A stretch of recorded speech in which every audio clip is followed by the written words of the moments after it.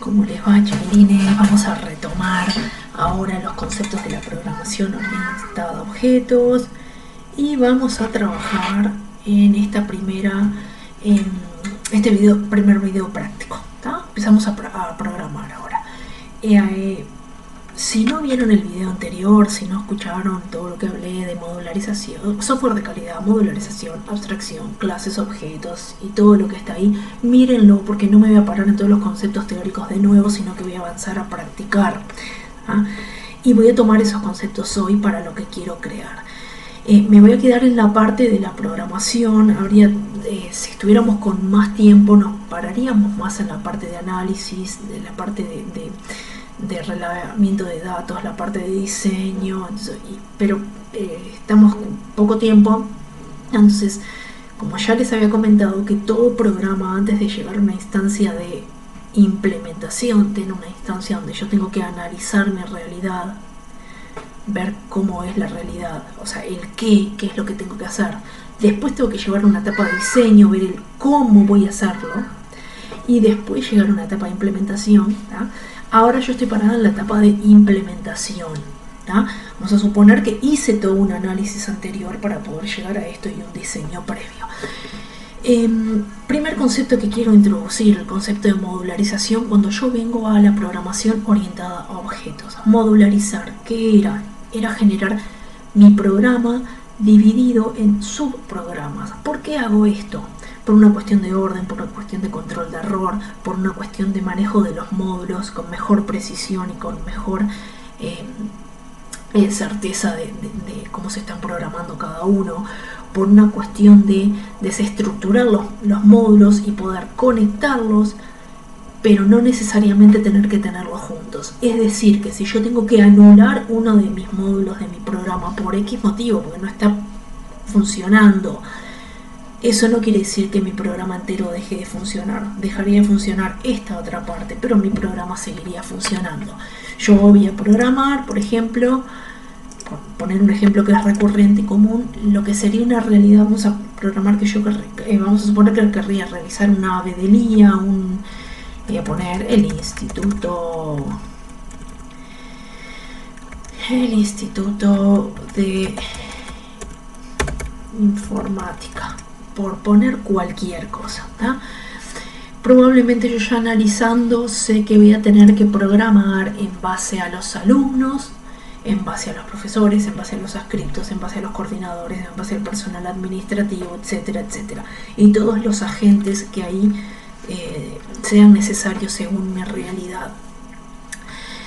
Cuando yo modularizo, lo que yo hago es analizar y ver cuántos módulos yo necesitaría para poder realizar mi programa de manera exitosa. Es decir, que si mi realidad hoy, en el día de hoy, yo voy a programar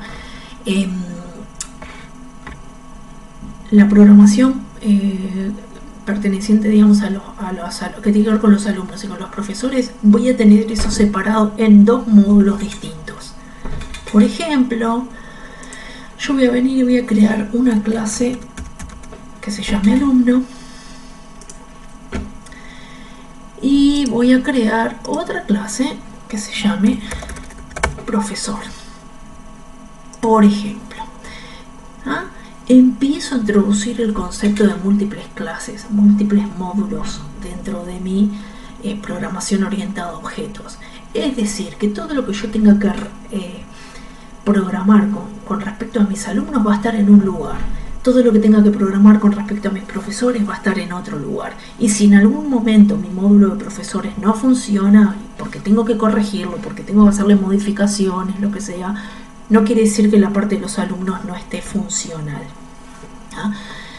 Eso es un poco trayendo lo que es la modularización a la programación orientada a objetos. Ustedes disculpen que yo vaya medio rápido con esto, pero les voy a subir un material complementario para leer, un poco más detallado, pero bueno, tenemos que tratar de simplificar un poco en el tema de los videos. Hoy me voy a quedar en la programación de una clase particular. Cuando yo quiero programar una clase, hemos dicho que las clases eran moldes genéricos que definían digamos, todos los atributos y todos los métodos comunes a todos los objetos de la clase. ¿Se acuerdan? De ahí voy a programar todos los atributos comunes y todos los métodos comunes en mi clase lapicera a todos los objetos del tipo lapicera. ¿Ah? Por lo tanto, si yo estoy ahora programando en base a mi clase alumno, acá es donde yo voy a definir todos los atributos correspondientes a mi clase alumno y todos mis métodos correspondientes a mi clase alumno. ¿Ah? Introduzco ahora el concepto de abstracción, que también dijimos que la abstracción me daba la posibilidad de mirar un poco lo superficial, mirar qué es lo que pasa y no cómo es que lo hace. Esa es una de las visiones de la abstracción.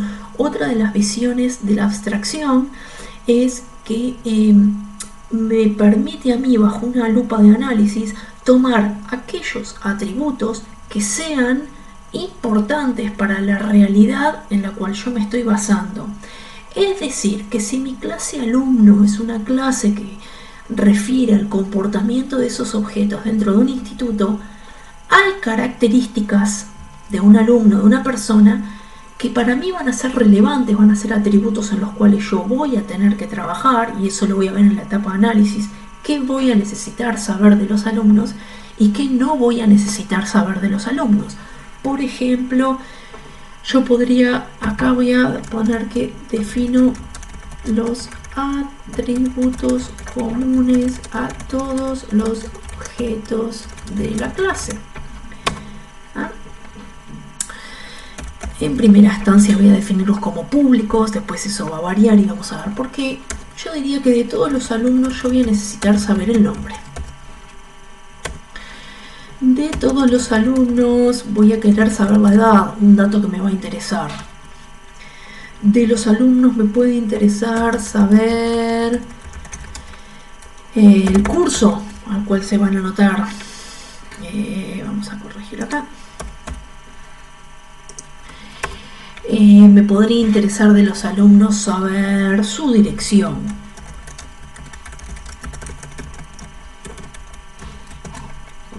Ahora, si yo vengo y les pongo que voy a poner, por ejemplo, el atributo color de pelo, cualquiera me podría decir, profe, ¿qué tiene que ver el color de pelo en la realidad que yo voy a analizar y que voy a programar de mi instituto, que tiene que ver con las clases a las que asista, etcétera, etcétera, y todo lo relativo a eso? Totalmente no tiene nada que ver, por lo tanto es un atributo que el principio de abstracción me dice que tengo que sacar, ¿no? Mi etapa de análisis va a ser la que me va a permitir saber en esta realidad qué atributos van a ser importantes, imprescindibles y cuáles no. No necesito el color de pelo, no necesito el peso de la persona, no necesito la altura, no necesito saber si fuma.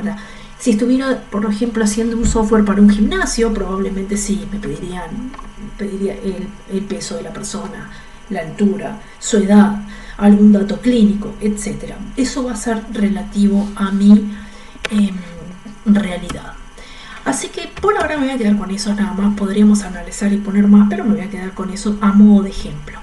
Una vez que yo defino en mi clase alumno, primero que definí mis atributos, ahora yo voy a definir los métodos comunes a todos los objetos de la clase. Nosotros todavía no vimos métodos, todavía no trabajamos como métodos, es lo que viene en los siguientes días. Ya les voy a estar subiendo material teórico para leer acerca de métodos. Tenemos que ver métodos generales y lo primero que tenemos que ver son los métodos constructores y los métodos de acceso que tiene la programación orientada a objetos, y yo voy a subirles un material al respecto. Ahora, habíamos dicho que un método era una funcionalidad que ocurría sobre el objeto o que el objeto podría realizar. En mi etapa de análisis yo debería analizar qué métodos voy a tener que definir relativos a mis alumnos, anotarse un curso, dar de baja de un curso, rendir un examen. Vieron que los métodos siempre tienen que ver con verbos, con acciones. Rendir un examen, contabilizar asistencias, son cosas que nosotros hacemos con los alumnos. Cambiarlo de instituto, etcétera. No me vienen tantos a la mente ahora, pero en una etapa de análisis, que siempre son muy extensas las etapas de análisis, yo voy a tener que ver qué va a pasar con ese objeto alumno, qué va a poder hacer en mi realidad el alumno, o qué se va a poder hacer con el objeto alumno. Tomar una clase, rendir un examen, pasar de año, repetir, perder por faltas, quedar libre, salvar un examen, reprobar, etcétera. Todas las posibilidades van a ser metodologías y acciones que yo voy a tener que definir. Por lo tanto, acá yo tendría definidos muchísimos métodos que van a ser relativos al alumno. Hoy voy a definir solamente un método, que es el método constructor, y voy a definir un método constructor a modo de ejemplo, porque quiero mostrarles una funcionalidad, y voy a hacer un método constructor para que ustedes vean cómo, más o menos cómo programamos en esto, y ya después vamos a estudiar más los métodos y vamos a profundizar en los métodos constructores. ¿Qué son los métodos constructores? Son un tipo de método que lo que hace es crear el objeto. Crear el objeto. Les voy a dar un material teórico de esto, pero todos los métodos constructores tienen el mismo nombre que la clase, se llaman igual, o sea, mi método constructor se llamaría alumno. Son públicos, son métodos públicos, ¿tá?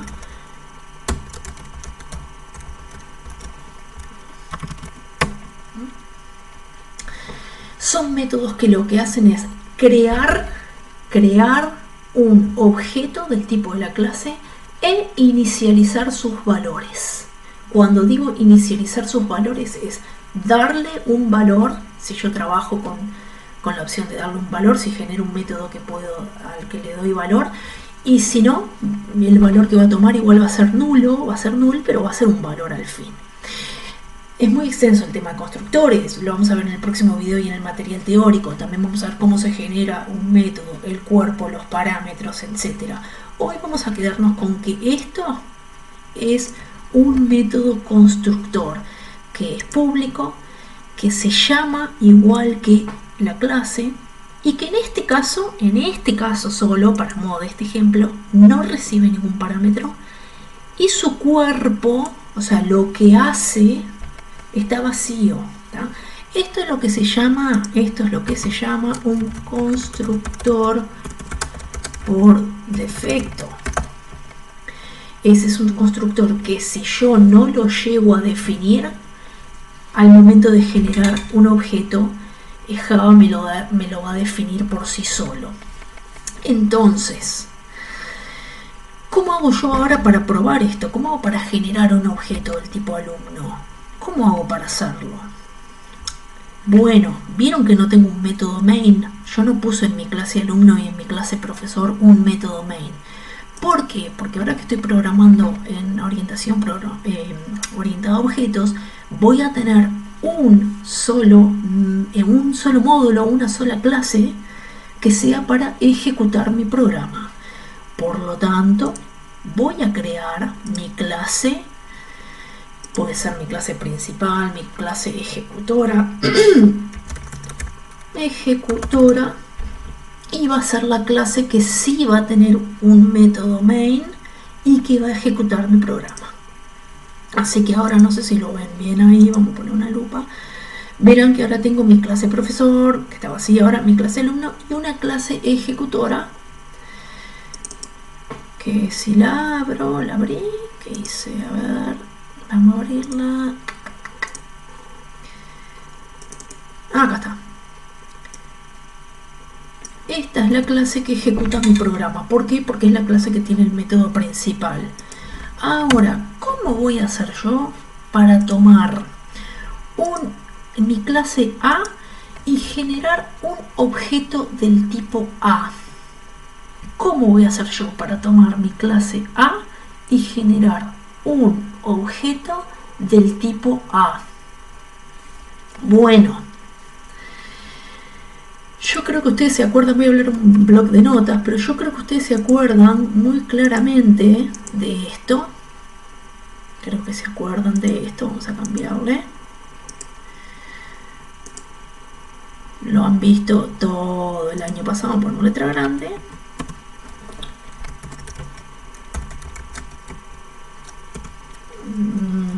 Teclado.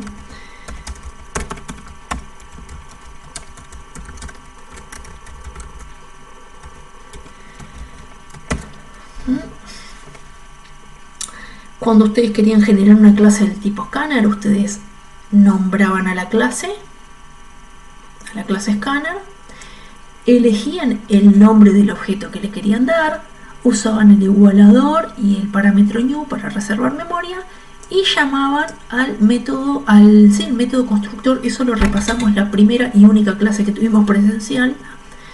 Usando este mismo razonamiento, porque es la forma de hacerlo, es que yo voy a generar ahora, en lugar de un objeto del tipo Scanner, un objeto del tipo alumno. Así que me voy a venir acá y voy a llamar a la clase alumno. Le voy a dar un nombre a mi objeto que va a ser A. Voy a usar el parámetro new y voy a llamar a mi método constructor. Voy a llamar a mi método constructor, que está vacío acá, no tiene nada, es un método sin parámetros. Alumno.